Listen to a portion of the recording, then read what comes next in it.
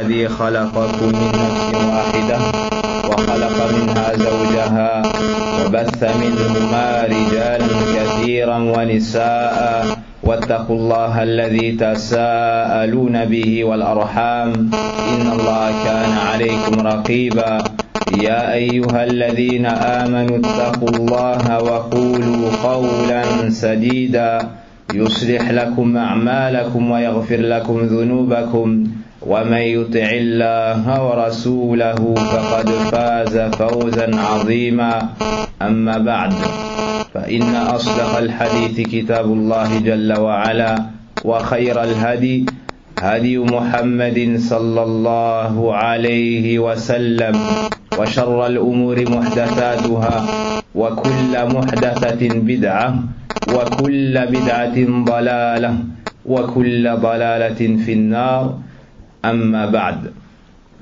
فنحمد الله سبحانه وتعالى أكرم الأكرمين الذي يسر لي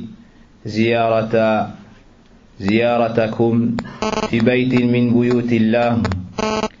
Donc, avant de commencer, après avoir loué Allah subhanahu wa ta'ala, prié sur son noble prophète et messager Muhammad sallallahu alayhi wa sallam, je remercie Allah tabaraka wa ta'ala, celui qui m'a facilité cette visite, celui qui m'a facilité une assise avec mes chers frères dans un endroit qui est l'endroit le plus aimé d'Allah subhanahu wa ta'ala, la mosquée. Et Allah subhanahu wa ta'ala nous cite dans le Coran parmi les sifat, parmi les caractéristiques des gens qui seront sauvés dans ce bas monde, parmi les caractéristiques des gens qui seront sauvés de la perdition, il nous dit wal asr innal insana lafi khusr illa alladhina amanu wa amilus salihat wa tawasaw bil haqq wa tawasaw bis sabr. Par le temps, l'homme est en perdition, sauf ceux qui ont cru, ont fait de bonnes actions, se sont enjoints mutuellement la vérité et se sont enjoints mutuellement la patience. Et c'est ce qu'on espère faire durant cette assise. Wa ma tawfiqi illa billah alayhi tawakkal. Et la réussite ne revient qu'à Allah subhanahu wa ta'ala, et c'est auprès de lui qu'on la demande. الدعوة إلى الله سبحانه وتعالى موضوع في غاية الأهمية، فهي وظيفة الأنبياء والرسل الذين هم أكرم الخلق إلى الله سبحانه وتعالى، فمن قام بهذه الوظيفة فقد سلك سبيل الأنبياء والمرسلين. Le fait d'appeler les gens à revenir vers Allah subhanahu wa ta'ala, le fait d'appeler les gens à adorer Allah tabaraka wa ta'ala d'un culte sincère était le rôle des créatures les plus pures, des créatures les plus nobles, des créatures les plus aimées chez Allah subhanahu wa ta'ala, les prophètes et les messagers. Donc, celui qui prend ce rôle-là par la suite, qu'il sache qu'il est sur le chemin des prophètes et des messagers. Mais avant cela, sachez qu'Allah subhanahu wa ta'ala, Rabbus samawati wal aradin, al-ghaniyun 'anil 'alamin, al-ghaniyu 'anil 'alamin, yad'u 'ibadah ma'a غناه سبحانه وتعالى يدعونا نحن الفقراء المساكين المحتاجين إليه سبحانه وتعالى في كل وقت. Allah subhanahu wa ta'ala lui-même tabaraka wa ta'ala nous appelle et nous invite à l'islam. يدعونا إلى ماذا؟ إلى دار السلام. يدعونا إلى ماذا؟ إلى الجنة. يدعونا إلى ماذا؟ إلى المغفرة. Allah subhanahu wa ta'ala nous appelle Et nous dit dans le Coran qu'il nous appelle à la demeure du salut, c'est-à-dire le paradis. Il nous appelle à entrer au paradis. Il nous appelle au pardon. Et tout cela en revenant à lui, repentant, en revenant à lui d'un culte sincère, en revenant à lui en délaissant toute désobéissance et en l'unifiant d'un culte sincère. Idhan, Rabbuna subhanahu wa ta'ala yad'una. Et un point important ici, une personne pourrait se dire, pourquoi est-ce qu'Allah subhanahu wa ta'ala nous appelle, nous encourage, nous invite à revenir à son adoration, à l'unifier, à lui obéir, à nous repentir? Est-ce que Allah subhanahu wa ta'ala a un quelconque profit à travers cela? La réponse est dans le Coran. Après qu'Allah nous ait enseigné la cause de notre création, le but pour lequel il nous a créés, dans le verset où il nous dit وَمَا خَلَقْتُ الْجِنَّ وَالْإِنسَ إِلَّا لِيَعْبُدُونَ, je n'ai créé les djinns et les hommes que pour qu'ils m'adorent, c'est-à-dire que pour qu'ils m'unifient d'un culte sincère. Allah nous dit مَا أُرِيدُ مِنْهُمْ مِنْ رِزْقٍ وَمَا أُرِيدُ أَنْ يُطْعِمُونَ إِنَّ اللَّهَ هُوَ الرَّزَّاقُ ذُو الْقُوَّةِ الْمَتِينِ. Après nous avoir enseigné pourquoi nous avons tous été créés, Allah nous dit: je n'attends pas de ma subsistance, ni qu'il me nourrisse. Certes, Allah est le pourvoyeur à la force inébranlable. Le grand savant Al-Albani rahimahullah ta'ala nous dit quelle est la sagesse d'avoir fait suivre je n'attends pas de ma subsistance après avoir cité je n'ai créé les djinns et les hommes que pour qu'ils m'adorent. Il répond en disant: c'est pour rejeter, pour réfuter toute pensée qui pourrait pencher vers le fait qu'Allah subhanahu wa ta'ala nous ait créés, puis nous ait ordonné de l'adorer par un besoin. Donc après t'avoir enseigné pourquoi nous t'avons créé, pourquoi Allah t'a créé, il te dit qu'il n'a pas besoin de toi. Donc si tu adores Allah, c'est pour toi-même. In ahsantum ahsantum li anfusikum. Si vous faites du bien, c'est pour vous-même. Et Allah subhanahu wa ta'ala dans d'autres versets nous dit: Ya ayyuhan nas antumul fuqara'u ila Allah wallahu huwal ghaniyyul hamid. Ô vous les gens, vous êtes les indigents auprès d'Allah, les besogneux, vous êtes dans le besoin d'Allah subhanahu wa ta'ala. Allah, lui, est le riche qui se passe entièrement de ses créatures, le digne de louange. Que tu l'adores ou pas, Allah c'est le hamid, le digne de louange.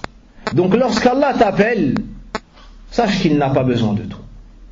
Pourquoi est-ce qu'il t'appelle?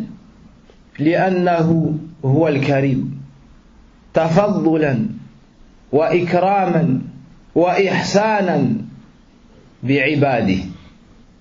Allah subhanahu wa ta'ala nous invite à nous sauver du feu de l'enfer et à entrer au paradis par miséricorde et par pitié envers nous, par bienfaisance envers ses serviteurs subhanahu wa ta'ala.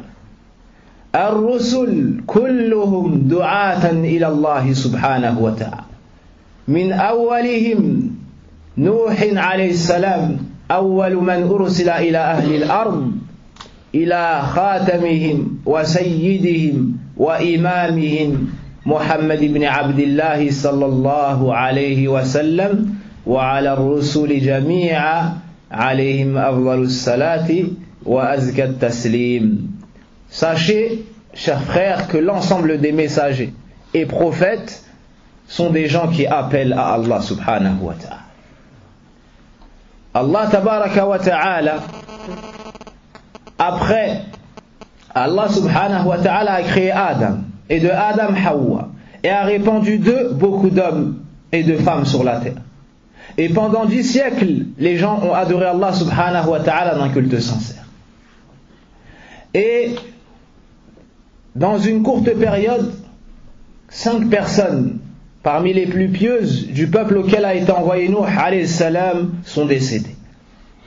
Al-Shaytan est venu à ce peuple et leur a enjolivé le fait de représenter ces morts dans leurs assises, afin de se rappeler la ferveur de ces gens-là dans l'adoration d'Allah, afin de se rappeler comme ces gens étaient pieux, puis de les prendre en tant qu'exemple.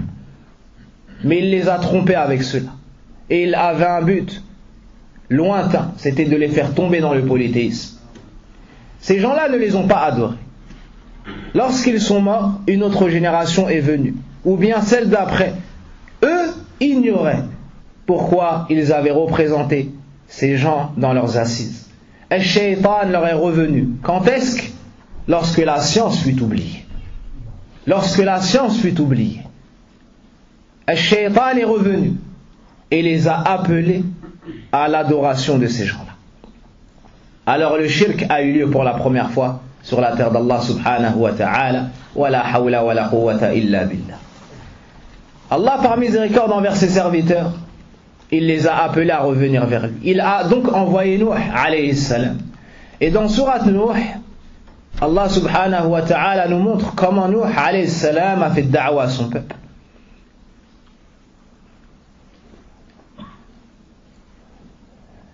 قال رب إني دعوت قومي ليلا ونهارا. En ce qui concerne le temps, Allah subhanahu wa ta'ala nous dit que Nuh dit: ô mon Seigneur, j'ai appelé mon peuple de nuit comme de jour. فالداعي إلى الله يضحي بأوقاته.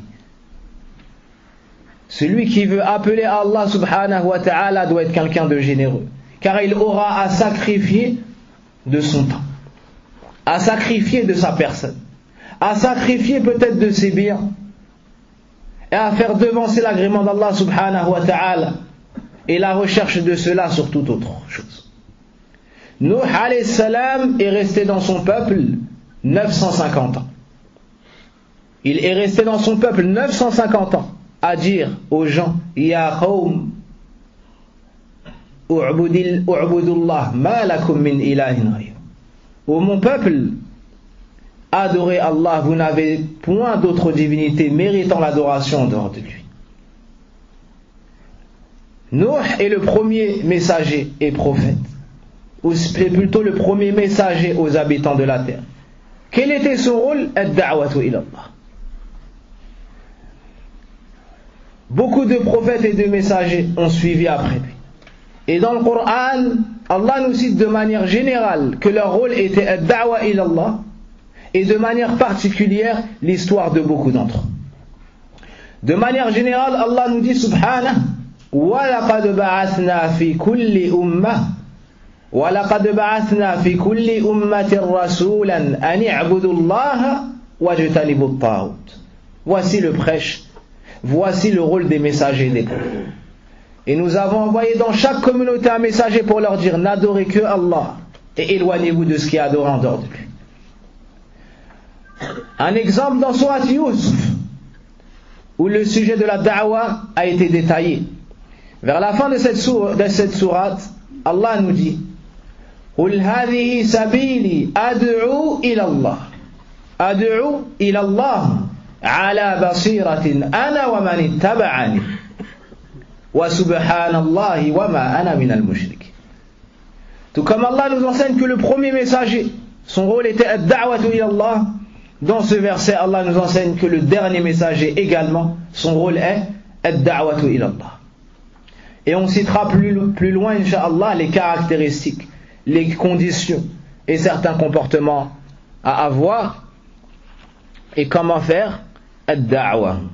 En ce qui concerne Yusuf alayhi salam, Allah nous dit: Ya sahibay as-sijn a'arbabun mutafarriquna khayrun amillah amillahu al-wahid al-qahhar ma ta'buduna min dunihi illa asma'an sammaytumuha antum wa aba'ukum ma anzala Allah biha min sultan.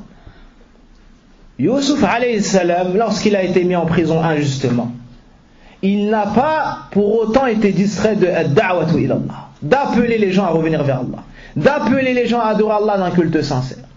2 personnes sont entrées en prison.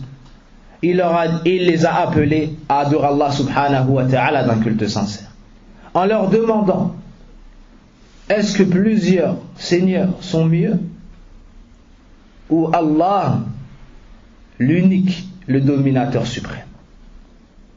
Yusuf alayhi salam, alors qu'il a été mis en prison injustement, n'a pas été distrait pour autant de ad-da'watu ila Allah. Et l'ensemble des messagers et des prophètes ont emprunté ce chemin. وَيَا قَوْمِ مَا لِي أَدْعُوكُمْ إِلَى النَّجَاةِ وَتَدْعُونَنِي إِلَى النَّارِ تَدْعُونَنِي لِأَكْفُرَ بِاللَّهِ وَأُشْرِكَ بِهِ مَا لَيْسَ لِي بِهِ عِلْمٌ وَأَنَا أَدْعُوكُمْ إِلَى الْعَزِيزِ الْغَفَّارِ.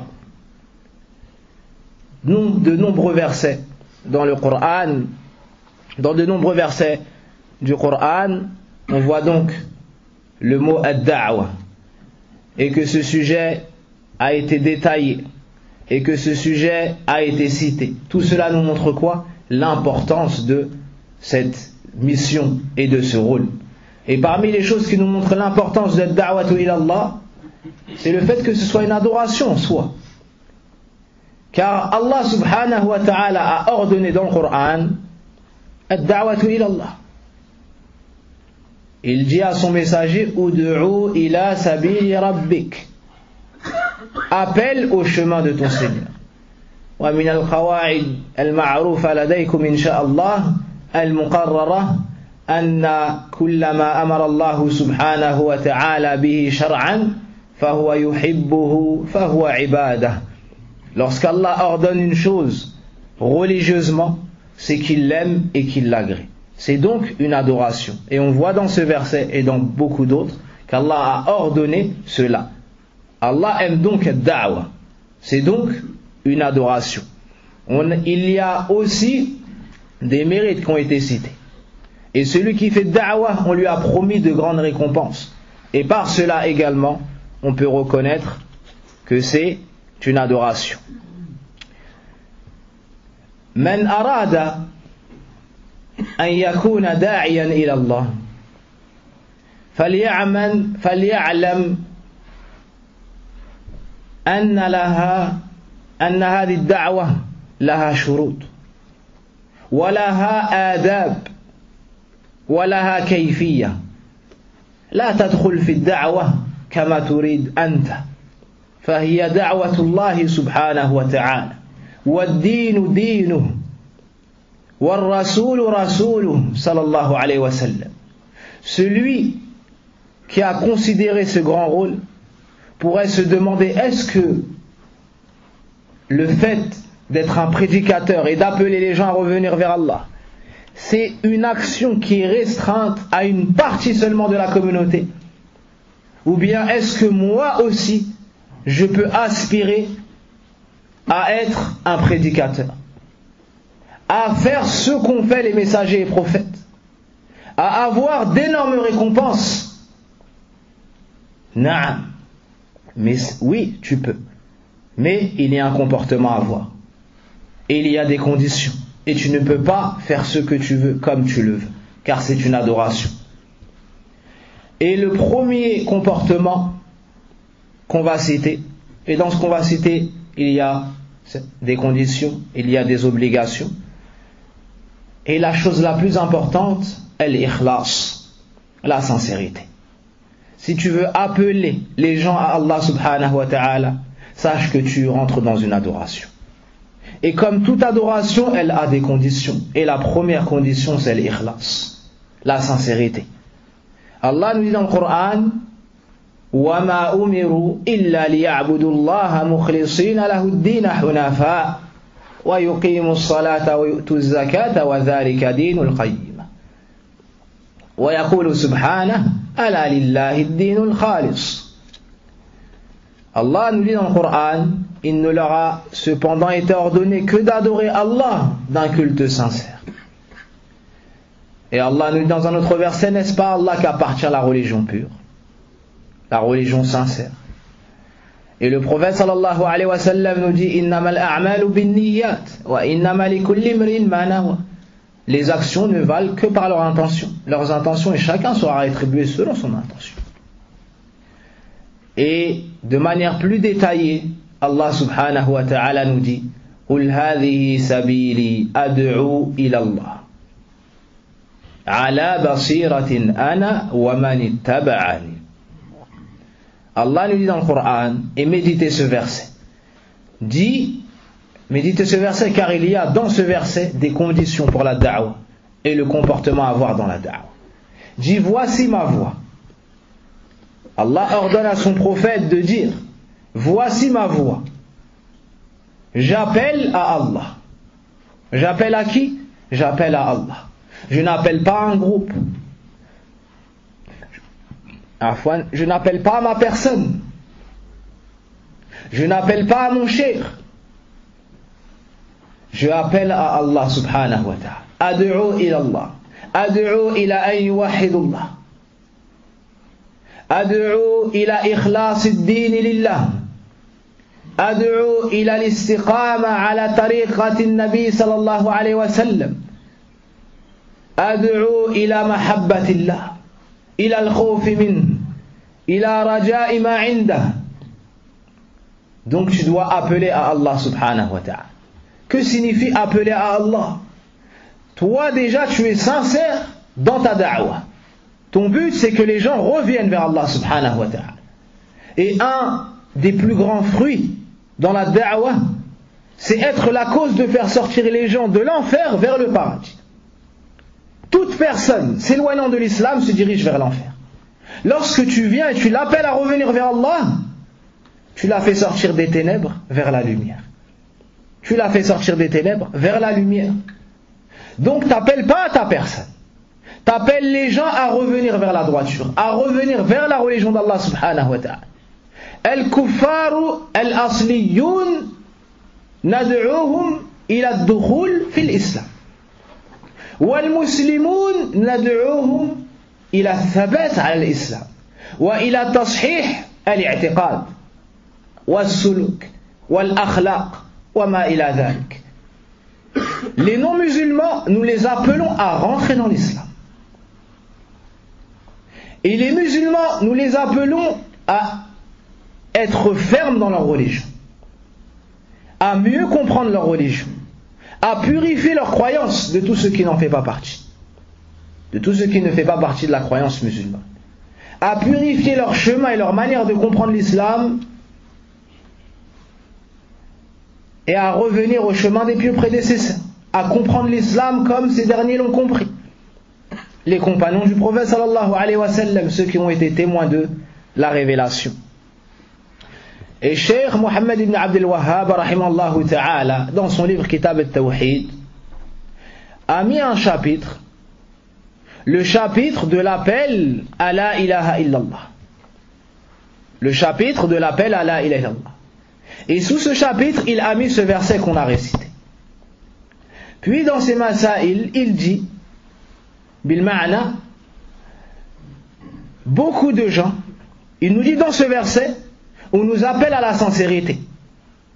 Et on doit faire attention à la sincérité dans la da'wa. Pourquoi? Car beaucoup de gens appellent à Allah, mais en même temps ils appellent à leur personne. Il veut lui être celui qui parle. Il veut lui attirer les regards. Il veut lui être élevé. Et il veut être connu. Et ainsi de suite. Celui qui fait ça, même s'il appelle au tawhid avec sa langue, il n'aura pas appelé Allah. Il n'aura pas été sincère. Ton seul but doit être de faire revenir les gens vers la religion d'Allah subhanahu wa ta'ala.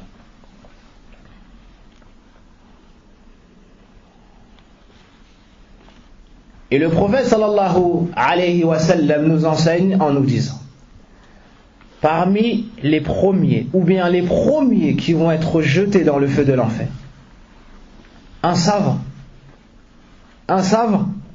qui a mémorisé le Coran, qui a lu le Coran. Et ce hadith-là, les savants disent de lui le hadith qui a remplit le cœur des savants de peur. Ce hadith que je vais citer est un hadith qui a fait peur aux savants. Dans ce hadith, le hadith de Abi Hurayra radiyallahu anhu, le prophète sallallahu alayhi wa sallam nous dit, et Abu Hurayra, avant de pouvoir dire ce hadith, il s'est évanoui 3 fois. Lorsqu'un homme est venu lui demander de lui enseigner un hadith qu'il a entendu avec certitude du prophète sallallahu alayhi wa sallam, Abu Hurayra a commencé à lui dire ce hadith. Ensuite il s'est évanoui. Puis il s'est réveillé, il a voulu recommencer, il s'est évanoui à nouveau. Puis une 3e fois. Ensuite, il lui a dit, j'ai entendu du messager d'Allah sallallahu alayhi wa sallam que les 3 premiers qui seront jetés dans le feu de l'enfer, et il a cité parmi eux un savant qui a lu le Coran et qui l'a enseigné. Yawm al-Qiyamah, Allah va le faire venir, va lui faire reconnaître ses bienfaits et il les reconnaîtra. Ensuite, Allah lui demandera, qu'as-tu donc fait avec ces bienfaits? Il dira, j'ai lu le Coran et je l'ai enseigné pour toi. Qu'est-ce qu'on va lui répondre? Kadhabt, tu mens. Walakinnaka fa'alta hadha liyuqal qari. Tu mens, mais tu as fait cela pour qu'on dise de toi que tu étais un lecteur. Waqad qil, et en effet, on l'a dit. Yani ce que tu recherchais, tu l'as eu. La renommée. Aujourd'hui, tu n'auras aucune récompense de ma part. On va appeler les anges, ils vont le prendre, le traîner, le jeter dans le feu de l'enfer, jusqu'à la fin du hadith. Lorsque ce hadith-là est parvenu à Muawiyah radiyallahu anhu, il a tellement pleuré que son peuple, il a tellement pleuré qu'ils ont eu peur pour lui.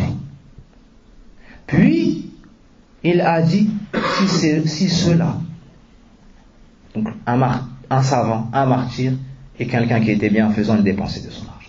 Si ces gens-là sont les premiers qui seront jetés dans le feu de l'enfer, que dire des autres? En apparence, ce sont les meilleures actions. Mais lorsqu'ils n'ont pas recherché le visage d'Allah subhanahu wa ta'ala à travers cela leur a valu d'être les premiers qui rentreront ou qui seront jetés dans le feu de l'enfer. Wal'iyadu billah. Tu ne dois donc pas rechercher les éloges, ni la renommée. Tu ne dois pas faire cela riya'an wala sum'atan, par ostentation. Et la chose dont le prophète sallallahu alayhi wa sallam a eu le plus peur pour sa communauté, l'ostentation. Et parmi les façons de faire da'wah, dhikrul qisas, le fait de citer les récits et les histoires. C'est pour cela qu'on trouve beaucoup cela dans le Coran. Et une histoire ici qui me revient, l'histoire de l'imam Ahmed rahimahullahu ta'ala, lorsqu'il était sur le point de mourir. Les gens sont venus le voir. Et il y a une sunna, c'est le fait de demander à qui on revient après toi. À chaque fois que le plus grand savant meurt, on lui demande des recommandations. Et qui est-ce qu'il nous recommande après lui, parmi les gens de science? L'imam Ahmed a cité un homme. Les gens se sont étonnés. Ils se sont dit, ya imam, laysa bikathir. Oh imam, ghayru a'lam minhu ahfaz. Ils lui ont dit, oh imam, mais on connaît d'autres personnes plus savantes que lui, qui mémorisent plus de hadith que lui. Il a dit, naam, je suis au courant de cela. Walakin hadha ar-rajul lahu niyya wa ya'kulu al-halal wa mithluhu yuwaffaq. Il a dit, naam, mais cet homme-là a une intention. C'est quelqu'un en apparence, il est sincère. Et il mange que des choses licites. Et en général, quelqu'un comme cela, Allah lui accorde la réussite. Donc regardez l'importance de l'intention dans ad-da'wa ila Allah. Et parmi les signes de la sincérité de la personne dans sa da'wa, le fait qu'elle fasse beaucoup de dua pour ceux qui n'acceptent pas son prêche, pour ceux qui n'acceptent pas son message. Contrairement à beaucoup de ceux qu'on peut voir, ceux qui se mettent en colère et ceux qui critiquent, ceux qui n'acceptent pas leurs conseils. Lorsqu'on regarde le prêche du prophète sallallahu alayhi wa sallam, on voit qu'il a fait dua pour Omar ibn al-Khattab alors qu'il était dur à aller à l'encontre des gens de l'islam, des adeptes de l'islam. Mais le prophète sallallahu alayhi wa sallam, de par sa sincérité, son seul but était qu'il revienne à l'islam. C'était pas est-ce qu'il est dur envers nous, il nous fait du mal, non. Notre but c'est quoi? C'est de guider les gens vers l'islam. Et les savants citaient que celui qui fait beaucoup de dua pour ceux qui lui font du mal et ceux qui n'acceptent pas sa da'wa, il y a dans cela un signe de la sincérité. Le deuxième comportement qu'on cite ici, al-ilm, alladhi huwa kama qala al-allamah ibn al-qayyim ma'rifatul huda bidalili. Le deuxième point, c'est la science. Tazawwad min al-ilm. Tu dois prendre des provisions. Et tes provisions pour faire da'wa, parmi les plus importantes, la science. Tu veux inviter les gens à une chose. Tu veux encourager les gens à une chose. Comment est-ce que tu pourrais réaliser ton but sans savoir ce à quoi tu appelles? Comment tu pourrais inviter les gens à une chose et toi-même tu l'ignores? Tu ne peux pas donner une chose que tu n'as pas. Tu ne peux pas donner et transmettre une chose que tu n'as pas. Donc un des points les plus importants, la science. Et dans le verset de Surat Yusuf, Qul hadi sabili ad'u ila Allah. Il y a ici la sincérité. Ala basiratin, avec clairvoyance. Il y a ici le deuxième point que nous citons, la science, avec clairvoyance. Et dans ce verset, ana wa man ittaba'ani, moi et ceux qui me suivent. Donc ceux qui suivent le prophète sallallahu alayhi wa sallam, lorsqu'ils appellent, ils appellent à Allah. Ils appellent au tawhid. Ils commencent par le tawhid. Ils finissent par le tawhid. Et ils accentuent leur prêche sur le tawhid. Lorsqu'ils appellent à Allah, ils sont sincères. Ils appellent à Allah pour Allah. Ils n'appellent pas leur personne. Troisièmement, lorsqu'ils appellent à Allah, c'est avec clairvoyance. Celui qui a ça est sur le chemin du prophète sallallahu alayhi wa sallam dans son prêche. Et ici une mas'ala qui a la plus grande importance particulièrement à cette époque. هل يشترط للداعية إلى الله أن يكون عالما؟ Une question importante ici. Est-ce qu'on conditionne le fait d'être savant, d'être un savant, pour commencer à appeler les gens à Allah? La réponse est non. La réponse est non. ولكن يشترط أن تكون عالما بما تدعو أو بتعبير آخر أن تعلم إلى ما تدعو علما يقينيا عرفت هذه الأمور بأدلتها بفهم صحيح سليم فلك أن تحث الناس إلى هذا الشيء لكن لا تتجاوز هذا القدر أي الذي علمته والأدلة على ذلك مثل قول النبي صلى الله عليه وسلم بلغوا عني ولو آية وقوله صلى الله عليه وسلم نظر الله امرأ وفي رواية نظر الله وجه امرئ سمع مقالتي فوعاها ثم أداها كما سمعها لم يتجوز قدر علمه فرب مبلغ إلى من هو أفقه.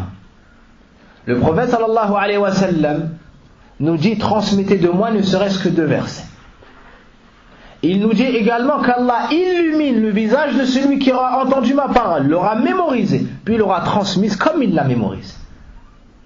Donc il a eu une science, il l'a transmise. Il n'a pas dépassé sa science.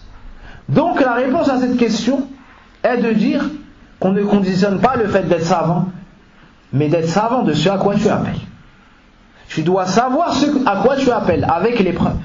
Amma al-muqallid la yad'u. Al-muqallid la yad'u. Wa innama yanqul. En ce qui concerne celui qui suit aveuglément, il ne peut pas n'arracher les masaïl, discuter des masaïl. Non. Il dit, Shir un tel a dit telle parole. Il ne dépasse pas cela.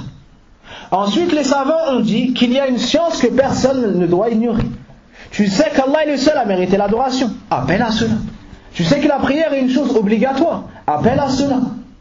T'as quitté de l'aumône, c'est une obligation. Qui va dire, moi je sais pas ça. Moi je fais pas de da'wa, je connais pas. Non. Tu sais qu'il faut prier. Combien Parmi les gens de ton entourage, ne prie pas. Ne vas-tu pas les appeler à cette action qui va leur valoir le paradis, bi'idhnillah. Celui qui préserve cette prière a un pacte avec Allah de le faire entrer au paradis, comme nous dit le prophète sallallahu alayhi wa sallam. Birrul walidayn, la bienfaisance envers les parents.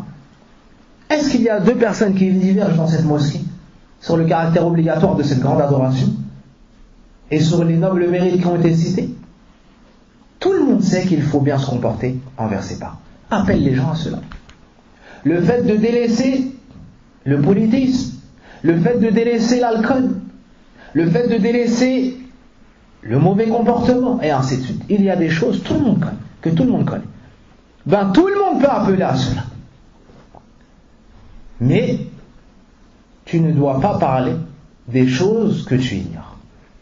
Tu ne dois pas discuter des choses que tu ignores. Mais à ce moment-là, tu mettras en pratique la parole d'Allah. Fas'alou ahla dhikr in kuntum la ta'lamun. Demandez aux gens du rappel si vous ne savez pas. Le troisième comportement que nous citons ici, al-amalu bil-ilm. Al-amalu bil-ilm. Le fait de mettre en pratique ta science. إذا كنت داعيا إلى الله كن أسبق الناس إلى ما تدعو إليه من الخير وأبعد الناس عما تنهاهم من الشر. Si tu fais partie des prédicateurs, sois la personne qui met le plus en pratique ce à quoi tu appelles les gens. Sauf si tu es occupé par mieux que cela. On voit que le prophète sallallahu alayhi wa sallam nous a ordonné des choses qu'il ne faisait pas forcément car il faisait mieux que cela où il était occupé par autre chose. Par exemple, le savant fait des cours dans sa mosquée. Il conseille à ses élèves d'aller faire da'wah dans tel endroit, dans tel endroit, dans tel endroit. Une personne pourrait dire, mais lui il reste dans la mosquée. Lui il reste dans la mosquée. Est-ce que dans cela il y a une contradiction entre ses paroles et ses actes? Non, car il est occupé à faire mieux que cela. Il est occupé à faire mieux que cela. Sache que les gens sont en premier affectés par ton comportement. Et s'ils voient de toi que tu fais le contraire de ce à quoi tu appelles, ils n'accepteront pas tes conseils. Ils n'accepteront pas tes conseils. Et sache que la personne qui fait da'wah est sous les projecteurs. 10 personnes vont faire un péché, personne ne va parler. Mais celui qui fait da'wah, s'il fait la moitié de cette action-là, tout le monde va le pointer du doigt. Donc nous ne disons pas tu n'as pas le droit à l'erreur, non. Mais efforce-toi de mettre au maximum en pratique ce à quoi tu appelles les gens. Et efforce-toi de t'éloigner au maximum des mots. Essaye de t'éloigner au maximum des choses dont tu mets en garde, contre lesquelles tu mets en garde les gens. Et Allah subhanahu wa ta'ala, lorsqu'il nous a parlé de Shu'aib et comment est-ce qu'il faisait da'wah à son peuple, Allah nous dit que Shu'aib a dit à son peuple, et je ne veux pas vous contredire dans ce à quoi je vous interdis. Et Annie, je ne vais pas vous interdire une chose et moi la faire, non. Je vous interdis cette chose car elle est mauvaise pour vous et moi je m'en éloigne. Je vous appelle à des choses car c'est un bien pour vous et moi-même je le fais. Et Allah nous dit dans le Coran, ô vous qui avez cru, pourquoi dites-vous ce que vous ne faites pas? Ya ayyuhalladhina amanu lima taquluna ma la taf'alun kabura maqtan 'inda Allah an taqulu ma la taf'alun. Et Allah nous dit également, ordonnez-vous aux gens le bien et vous vous oubliez vous-même. أتأمرون الناس بالبر وتنسون أنفسكم وأنتم تتلون الكتاب أفلا تعقلون. Alors que vous lisez le livre, ne réfléchissez donc vous pas. Et comme nous avons dit, les gens observent de manière minutieuse le comportement de celui qui fait da'wah. Et je me rappelle une fois une personne qui faisait da'wah et qui a fait du bien à un groupe de personnes. Et une remarque d'un de ceux qui a reçu ce bien est restée, subhanallah, est restée dans ma tête et ça fait des années. Il nous a dit, subhanallah, le frère il est resté avec nous quelques minutes. Il nous a dit quelques paroles. Et tout ce qu'il a dit, il l'a fait. Et celui qui a reçu la da'wa a remarqué que les actions du prédicateur étaient conformes à ses paroles d'il y a quelques minutes. Or que peut-être que celui qui a fait da'wa n'a pas fait cela volontairement. Mais c'est comme cela que nous devons nous comporter. C'est comme cela que nous devons nous comporter. Et dans le Coran ainsi que dans la Sunna, on a menacé toute personne recommandant le bien sans le mettre en pratique. Ou qui contredit carrément même ce bien. Et ceux qui mettent en garde contre le mal, ils le mettent en pratique.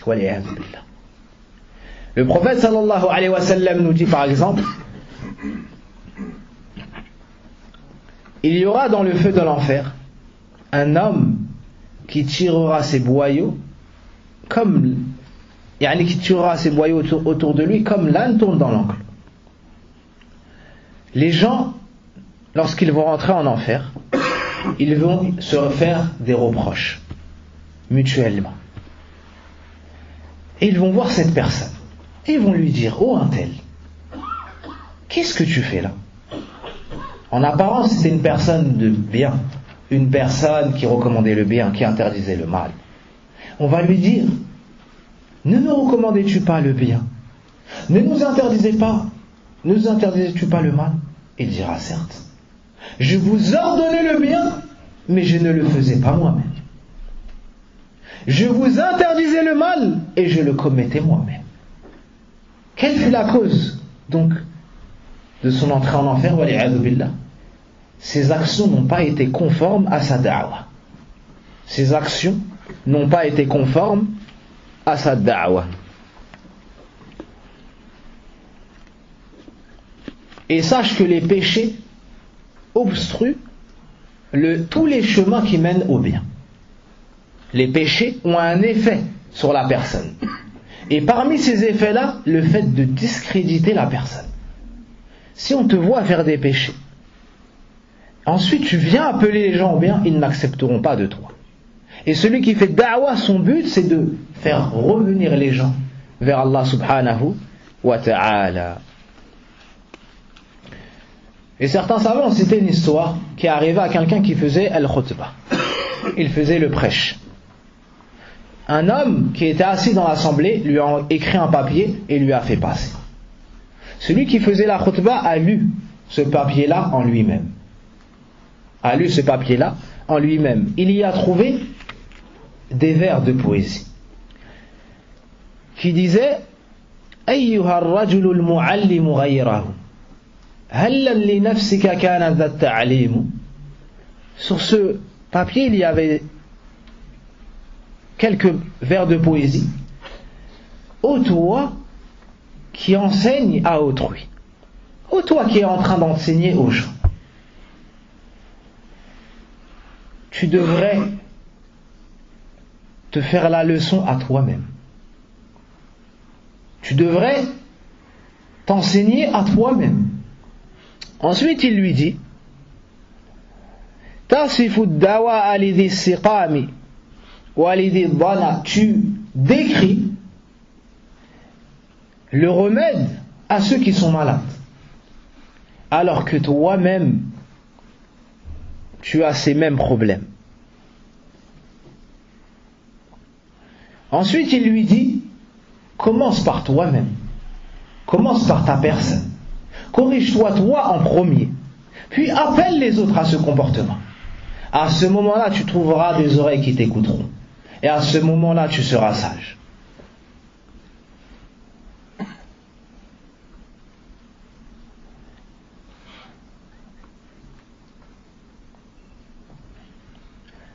Et comme nous avons cité, cela était le comportement des prophètes, comme a fait Shu'aib alayhi salam, et comme était l'ensemble des prophètes et des messagers.